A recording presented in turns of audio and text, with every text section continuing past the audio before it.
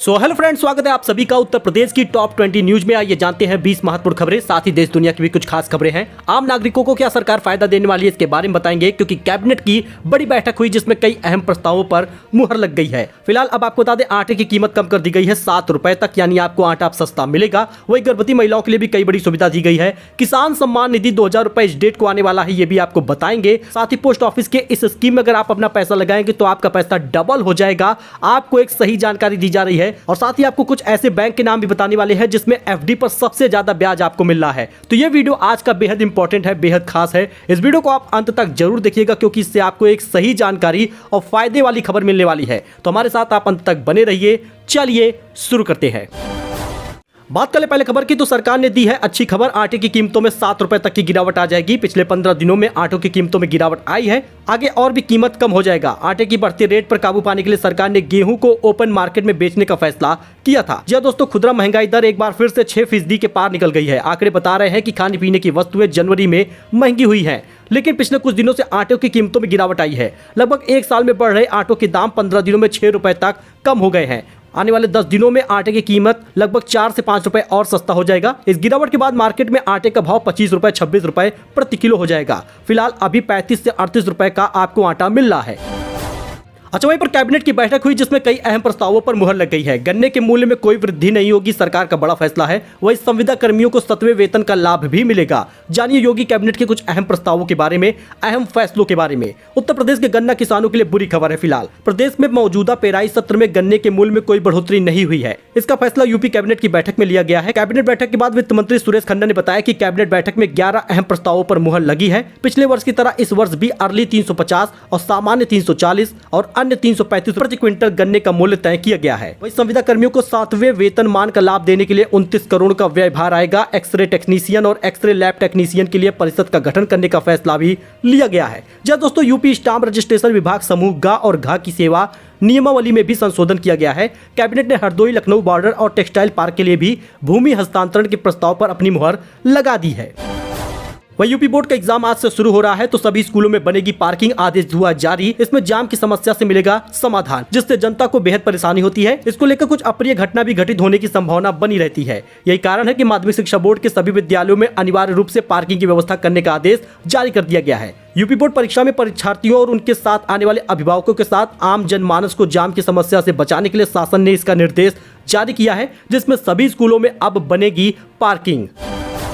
अच्छा, राशन को लेकर एक नई जानकारी सामने आ गई है। जी हाँ दोस्तों, राशन योजना में जनवरी माह का राशन 3 दिनों के लिए बढ़ा दिया गया है। इसकी डेट यानी 15 फरवरी तक आपको मिलता जनवरी का राशन, लेकिन अब आपको 18 फरवरी तक मिलेगा जनवरी का राशन। 8 से 15 फरवरी तक इसकी डेट निर्धारित की गई थी, लेकिन कई जिलों में राशन वितरण समय से नहीं होने के कारण इसकी डेट को 3 दिनों के लिए बढ़ाया गया है। यानी कुल मिलाकर आपको बता दें, तो अगर आप यूपी के हैं तो आपको अब 3 दिनों तक यानी 18 फरवरी तक जनवरी का राशन मिलेगा, जिसमें 3 किलो चीनी भी आपको दी जा रही है सस्ते दर पर। यानी कि अगर आपके पास लाल कार्ड है तो जाके आप चीनी भी ले पाएंगे, साथ ही गेहूं चावल दिया जा रहा है।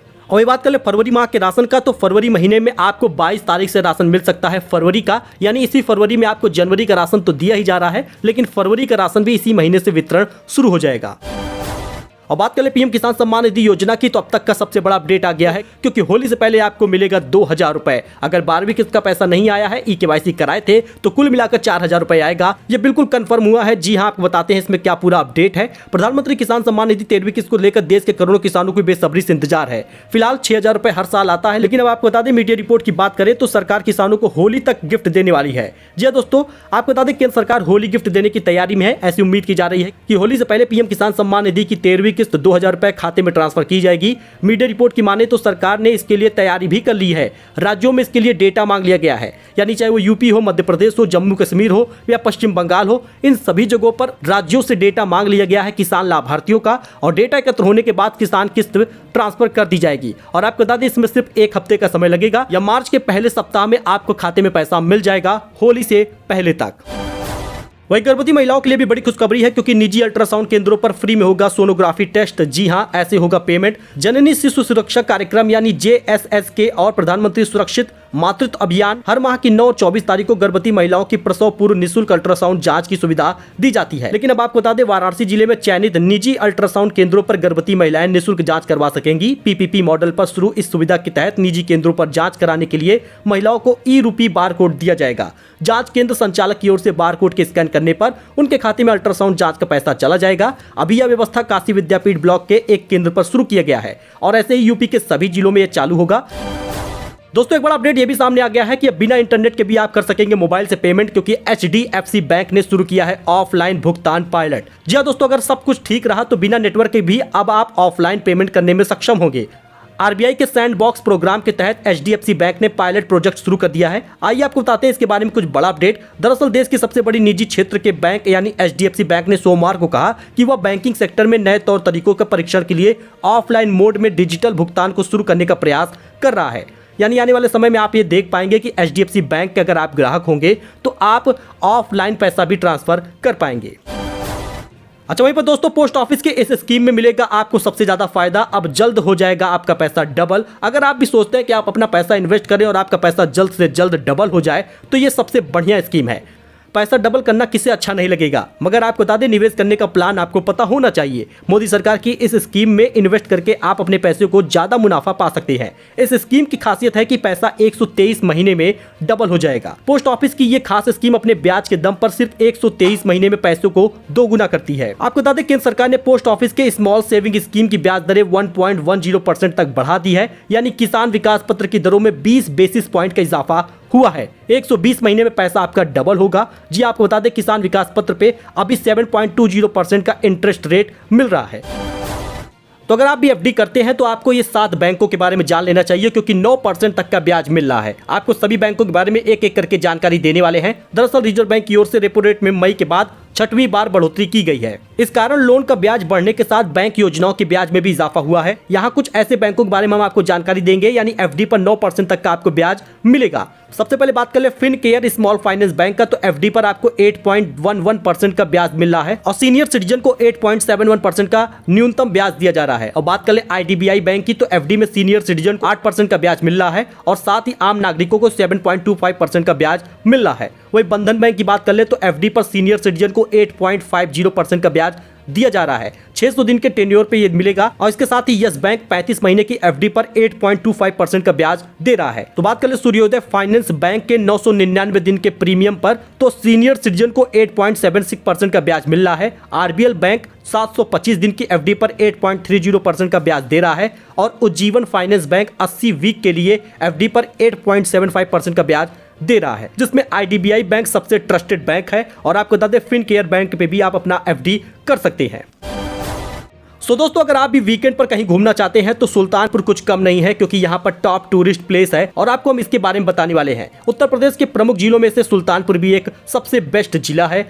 लखनऊ से इस जिले की दूरी सिर्फ 158 किलोमीटर है। सुल्तानपुर ऐतिहासिक और सांस्कृतिक तौर पर जाना जाता है। तो आपको यहाँ पर कहाँ कहाँ घूम लेना है, क्या क्या चीजें आपको देखने को मिल जाएगी, आइए इसको जानते हैं। पारिजात वृक्ष आपको देखने को मिल जाएगा। सुल्तानपुर के गोमती नदी के किनारे पारिजात का वृक्ष है। लोगों का मानना है कि यहाँ सभी मनोकामनाएं पूरी होती हैं। इस वृक्ष को लेकर पौराणिक कथाएं भी प्रचलित हैं, जिसके मुताबिक भगवान श्री कृष्ण की पत्नी सत्यभामा ने व्रत के दौरान पारिजात को धरती पर लाने की जिद की थी। इस पर इंद्र और श्री कृष्ण के बीच युद्ध हुआ, जिसमें कृष्ण जीत गए। तब देव माता ने उन्हें पारिजात वृक्ष भेंट किया था। वहीं धोपाप मंदिर भी है। सुल्तानपुर के लंबुआ विकासखंड में स्थित धोपाप मंदिर में एक धार्मिक पर्यटक स्थल है। यहाँ रामनवमी के दिन हिंदू श्रद्धालुओं की भीड़ लगती है। लोगों का ऐसा मानना है कि यहाँ स्नान करने से मुक्ति मिलती है। अयोध्या से इस मंदिर की दूरी सिर्फ 85 किलोमीटर दूर है। बात कर ले बिजथुआ महावीरन मंदिर की, ये भी सुल्तानपुर की शान है।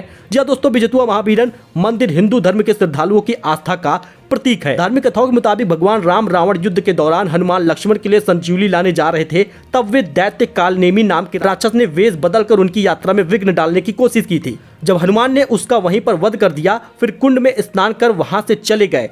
तब से यहाँ स्थित सरोवर का नाम मकड़ी कुंड पड़ गया। और आपको बता दें श्री गौरी शंकर धाम भी यहाँ पर है। सुल्तानपुर के प्रसिद्ध शिव मंदिरों में से एक श्री गौरी शंकर धाम है। यह शाहपुर के जंगलों में स्थित है। सुबह 4 बजे से ही श्रद्धालुओं की लंबी लंबी कतारें लग जाती हैं। तो यानी कि कुछ ऐसे स्थल है सुल्तानपुर के जहाँ पे आप घूम सकते हैं, क्योंकि बहुत सारे लोगों ने कमेंट किया उत्तर प्रदेश में क्या होगा, और बहुत सारे लोग तो ऐसा कहते हैं कि यूपी में कुछ घूमने की जगह नहीं है। तो ये कुछ ऐसे स्थान थे जो मैंने आपको बताए हैं किसी एक जिले का। ऐसे ही आपको अन्य जिले के बारे में भी हम अपडेट देते रहेंगे।